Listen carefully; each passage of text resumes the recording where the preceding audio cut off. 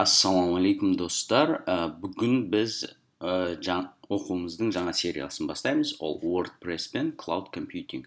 Біздің Chicago KZ YouTube каналымызда. Сіздердің тамашалап отырғаныңыз ол AWS Amazon Web Services веб-сайты.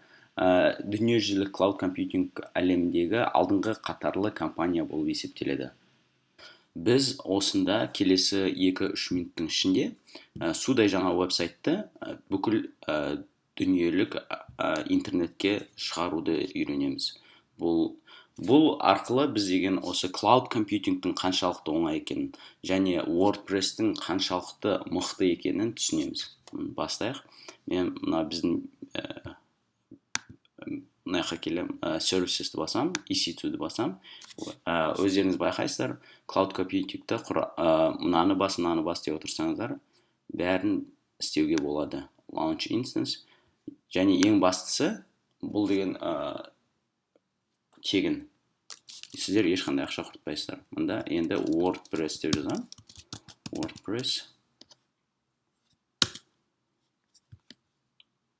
Бұл тек қана сіздерге көрсету мақсатында ғана.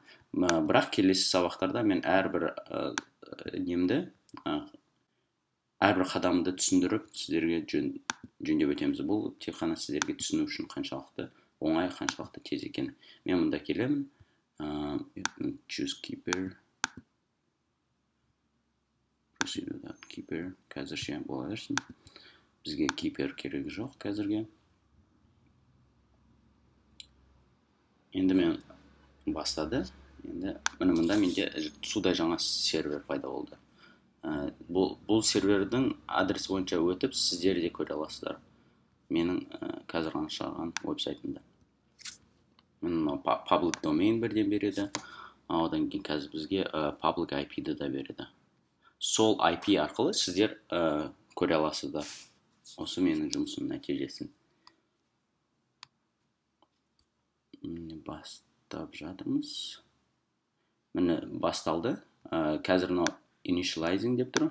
Осы кейін болды деген кезде біз веб-сайтымызға кіріп, оны өзгерте аламыз. Әзірше мен сіздерге қысқаша айтып өтейін. Жалпы WordPress пен Cloud Computing'ті қосып біз не үйренеміз. Жалпы бұл кімге WordPress туралы айтып кетейін. WordPress дегеніміз ол әлем интернетінің 34%, соның ішіндегі 33,6% алдыңғы қатарлы 10 миллион веб-сайттарды қамтамасыз етеді.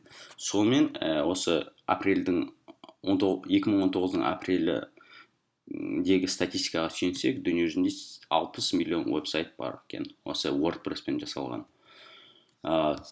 Сол әлемге әйгілі қандай компаниялар бар? Ол BBC America, Bloomberg Professional, Sony Music, мысалы Microsoft News, TechCrunch, The Walt Disney Company, Facebook Newsroom, Chicago Sun-Times, біздің қаламыздың енді Mercedes-Benz International, Angry Birds.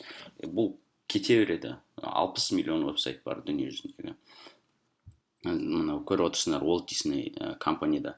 Бірақ осы оқу барысында көресіздер, мұнда сізге бірде-бір жол программирование жазу керек емес. Бұл Content Management System деп аталады. Яғни мынаяқтан алып, кәдімгі біздің көптеген телефонымыздағы аппликейшндар сияқты.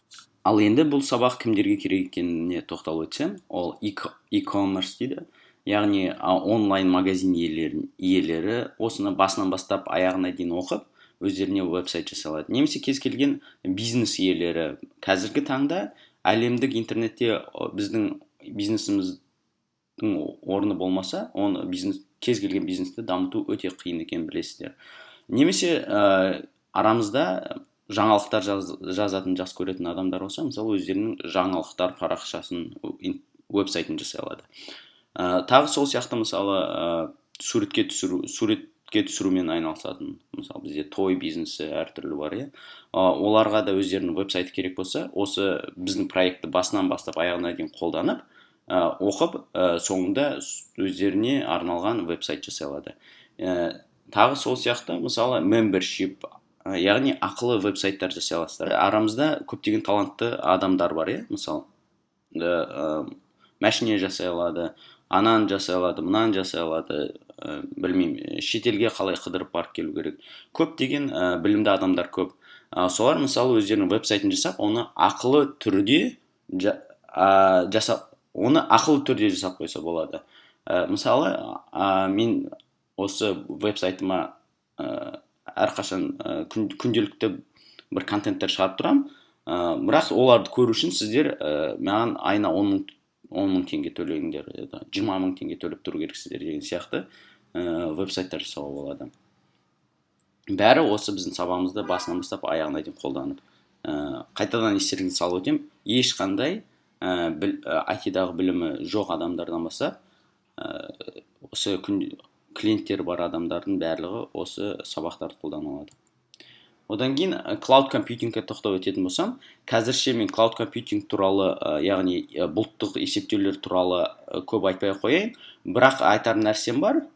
Себебі осы WordPress сабақтар сериясын бітіргеннен кейін мен cloud компьютингті бастаймын. Сол қазірше айтатын фактым, бір факт айтып өтейін. Америкада мысалы жас инженерлер, кез келген осы cloud инженерлер 150 мыңнан 200 мыңға дейін жасай алады, жылына ақша алады. Ал Қазақстанда қанша алады?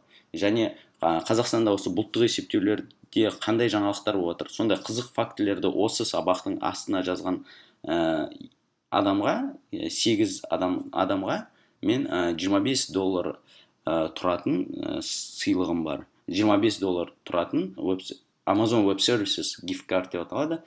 Яғни осы Amazon Web Services'ында кейін хостинг және тағы басқа қызықты проектілерге қолданылатын $25 тұратын сыйлық картасын сыйға тартамын. Ал енді біз өзіміздің Amazon Web Services'қа келейік. Қарасақ, біз мұнда біздің серверіміз дайын тұр екен.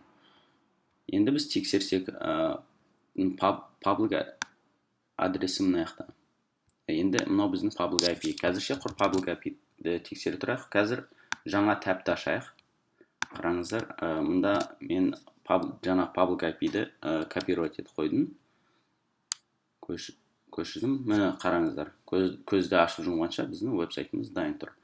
Енді біз деген мысалы Hello World, одан кейін users blog деп тұр, just another WordPress. Біз осыны өзгертейік. Мысалы біз қаншалықты оңай екенін сіздерге көрсету үшін мен мұнда келемін. Instance келшесем оққа керем. Оңай, мұнан астыға қарай түсіреміз. Мұнан көріп отырсыздар, мұнан басып астыға түсіреміз.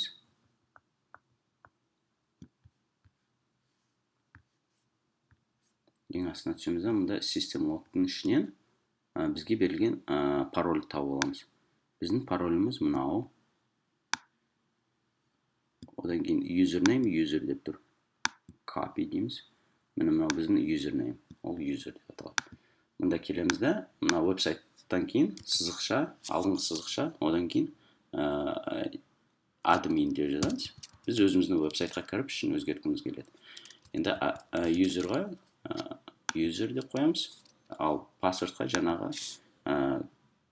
копировать еткен паспортымызды басамыз. Міне мынау біз өзіміздің веб-сайтымызға кірдік ішіне. Енді қазір ішін өзгерте аламыз. Енді біз customize'ға басамыз. Енді мына users блокты өзгертейік мысалы. Қазақ блогы дейік. Одан кейін мұнда не деп жазамыз? Chicago KZ YouTube каналы деп жазып қояйық. Енді publish дейміз. Publish'тан кейін мына X-ті басамыз, сол жағында үстіңгі қатар.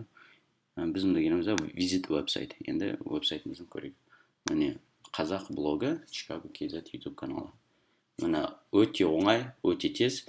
Көп сабақтарда, тіпті ағылшын, орысша сабақтарда көп сабақтар, мысалы WordPress үйретеміз дейді, бірақ мысалы бір күн, 2 күндік сабақтардың барлығы осы WordPress-ті компьютерға орнатумен айналысып, оқушылардың бәрін шатастырады. Бірақ мында көрдіңіздер, бізге ешқандай қиындықсыз құр оң кнопканы бас, сол кнопканы бас деу арқылы бірнеше қадамның ішінде біз осындай нәтижеге жеткенбіз. Бұл, естеріңізге салып өтейін, бұл оқу сериялары WordPress-қа байланысты тек қана осы ешқандай IT-дан хабары жоқ адамдарға ғана емес, сонымен қатар күнделікті жаңағы клиенттері бар веб-девелоперлар да өте көп пайда көре алатынына кәміл сенеміз. Енді келесі сабақтан бастап біз мына веб-сайтымызды өзгертіп керемет проектілер жасаймыз.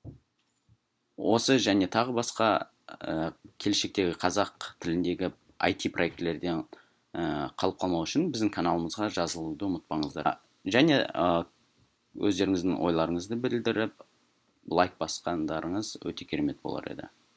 Келесі сабақта кездескенше қош сау болыңыздар.